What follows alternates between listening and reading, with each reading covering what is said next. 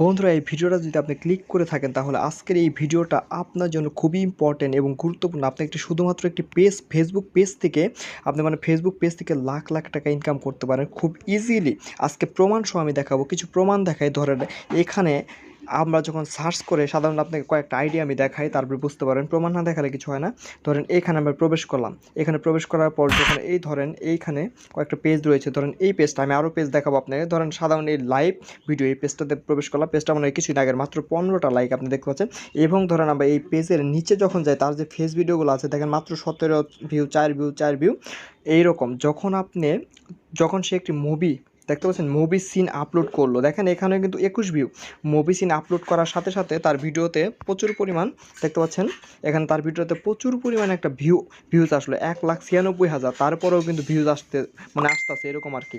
দেখেন আপনি মাত্র 7 ঘন্টা আগে ভিডিওটা পোস্ট করছে সে, বেশি না 7 ঘন্টা আগে মাত্র ভিডিওটা সে পোস্ট করছে। আরেকটা পেজ আপনাকে প্রমাণ সহকারে দেখাই আমি, দেখতে পাচ্ছেন আরেকটা পেজ। এখানে এই যে পেজটা দেখতে পাচ্ছেন, এই পেজটা আমরা প্রবেশ করি, মাত্র 24,000 ফলোয়ার, হয়তো বেশ কিছুদিন হলো। এখানে আমরা যখন নিচে প্রবেশ করব, নিচে দেখেন সে কিন্তু গেমিং কিছু ভিডিও আর কি পোস্ট করেছে। দেখেন গেমিং ভিডিওতে কত ভিউ, মাত্র 212 ভিউ, 300 এরকম ভালো মতো। দেখেন যখন সে দেখতে পাচ্ছেন, যখন একটি তামিল মুভি আপলোড করলো, সাথে সাথে ভিউজ কী হলো, 1700 থেকে 1,12,000 চলে গেলো। তারপর যখন আপলোড করলো মিলিয়ন, তারপরেও মিলিয়ন মিলিয়ন মিলিয়ন মিলিয়ন সব মিলিয়ন ভিউজ। তবে এটাই বলতে চাই যে বর্তমানে যারা ফেসবুকে পেজ ক্রিয়েট করে শুধুমাত্র একটি মুভি সিন নিয়ে কাজ করে, মুভি সিনটা প্রচুর পরিমাণ র্যাঙ্কিং হচ্ছে।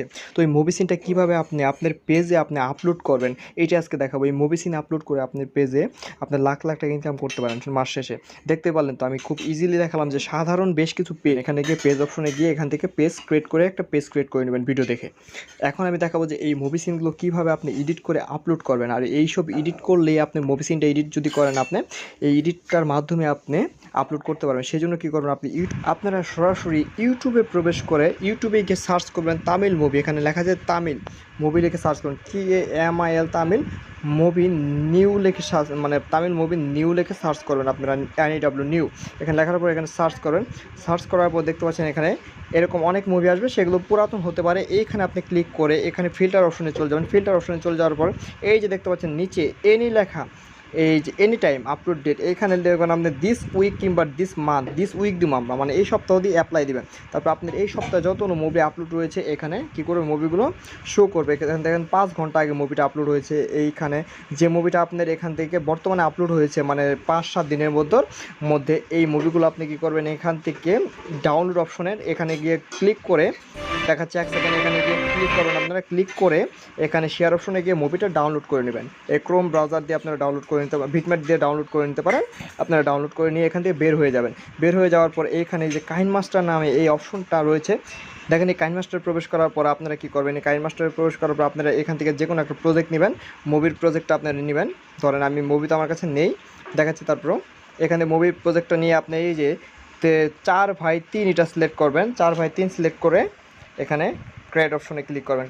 ধরেন ঠিক এখান থেকে এরকমভাবে একটা মুভি ক্লিপ নিয়ে নেবেন। মুভি ক্লিপ নিয়ে নেওয়ার পর এখান থেকে আপনাকে বেশ কিছু কাটিং করতে হবে। ধরেন এই মুভি ক্লিপটা যেরকম থাকবে এটাকে আপনার টোটাল ভয়েস সহ কাইনমাস্টার দিয়ে আপনাকে চেঞ্জ করতে হবে।